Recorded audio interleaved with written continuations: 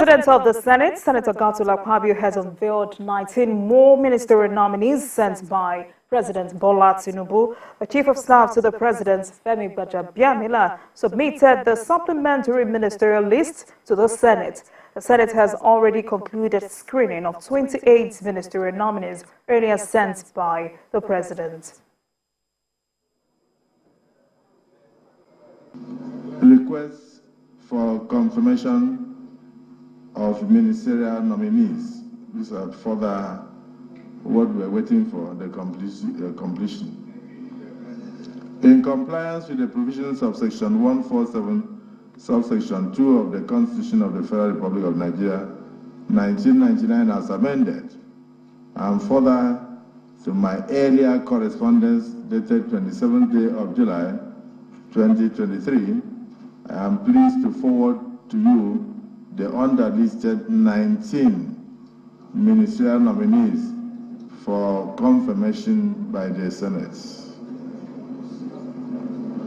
19. Ahmed Tijani Kwazo, Bosun Tijani, Dr. Miriam Shetty,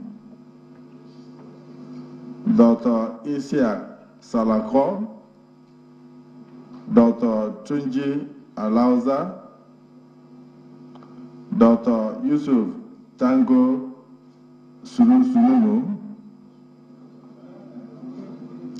His Excellency Adeboyeka Oyetola, His Excellency Atiku Bakudu, His Excellency Bello Matawele, His Excellency Ibrahim Gaidam, His Excellency Simon Bako Lalong. Organized labor and its civil society allies in Abuja staged a peaceful protest to the National Assembly, demanding reversal of the recent hike in the pump price of petrol.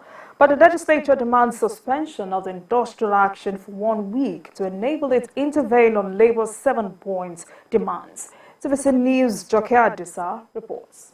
After Tuesday's meeting with the government team, organized labor resolved to go ahead with its planned nationwide protest. As early as 7 a.m., members of the Nigeria Labour Congress, Trade Union Congress and the civil society community defied the early morning rain to converge on the Unity Fountain. Then the procession began.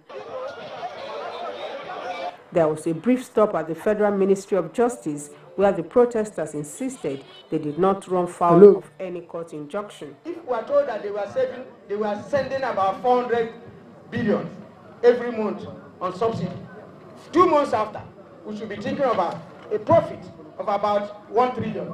We should have been channeled to reduce the suffering of all Nigerians. There is no country in the world that allow its currency to be floated 100%.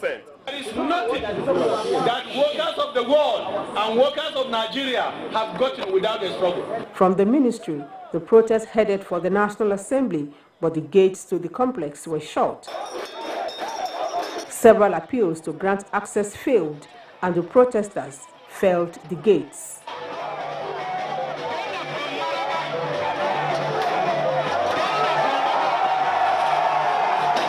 Inside the National Assembly, Labour presented a 7-point demand, including activation of the nation's refineries and a reversal to the old pump price of petrol. There was an agreement we signed with the government that we should explore the CNG gas option as an alternative, instead of forcing every Nigerian to buy at 600 and 30 and 40 and whatever rates. The Senate, through the Chief Whip, appealed to Labour to suspend its nationwide strike.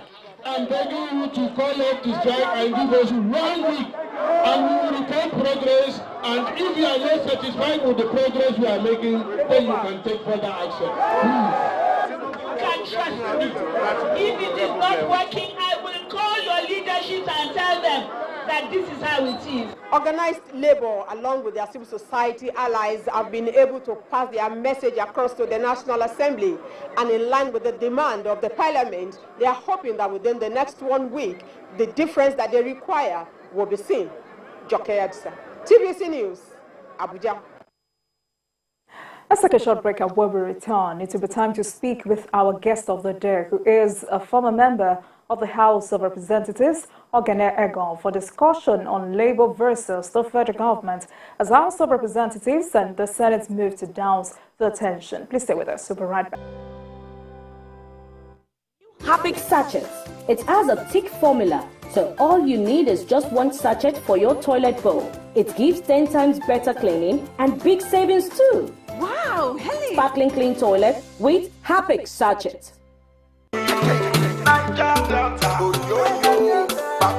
Nigeria's Niger Delta region, where the black gold continues to flow and fuel Africa's largest economy, where the line between wealth and poverty has never been thinner. Oil, gas, politics, development and community issues all are highly valuable commodities in the Niger Delta. How do they combine and how can they work together to spawn a new era in the Niger Delta? As he probes deep to analyze issues in the region from angles never before explored, inside the Niger Delta with Mamode Akuga, the authentic voice of Nigeria's oil-rich region.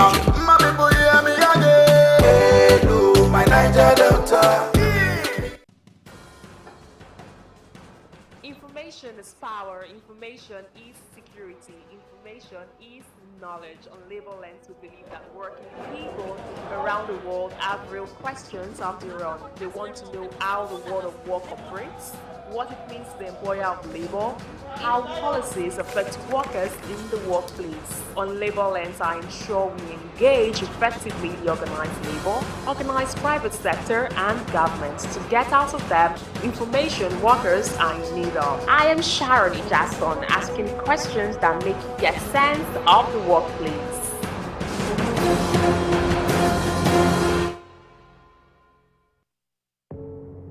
Doubt and fear doesn't occur at the canvas, it shows in the canvas. It shows the conation of raw ether material slabbed, stroked and molded at a pace provided by the doubt and fear. Every move way in the struggle of one to the other, merging the past to the present, brushstrokes of colors seen but not known. For when the wailing stops, the pieces settle down in abject beauty erected for a century of a century. Speaking, advocating, protesting as the arts are meant to be.